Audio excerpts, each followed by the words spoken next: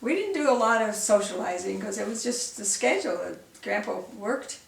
Papa worked from 7:30 till 7 almost every night, and 2 nights a week he worked till 9 when we were first married and first got into buying the house.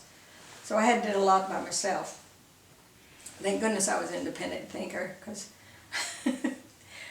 we went to New York together one evening. I can't remember what it was, but I froze my tootsie.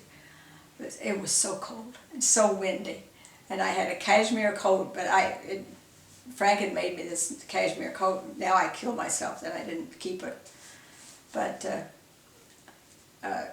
it wasn't warm enough for me, because I'm always a little colder than most people with a light skin, and I was shivering, I was shaking, my teeth was chattering, and so that's the first time I had a brandy.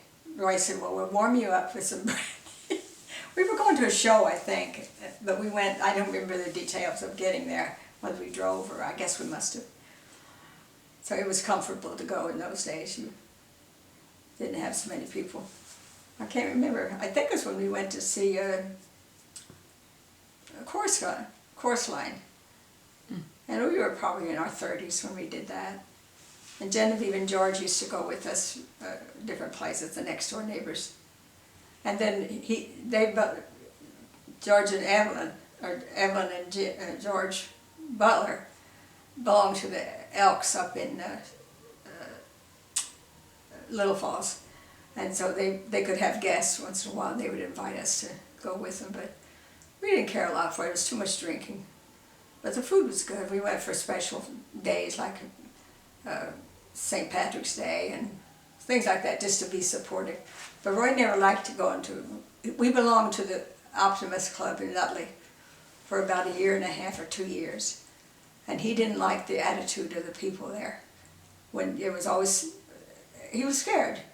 They were always coming on to the women, a lot of them, and he didn't like that. And when the first time we went, I still remember all those men coming to meet me and see who I was and comments and everything, and he was so jealous. And I didn't see it till many years later. He didn't want to go anymore because he was feeling threatened. And his excuse of not joining clubs was that there's always hanky-panky. Oh, that was funny.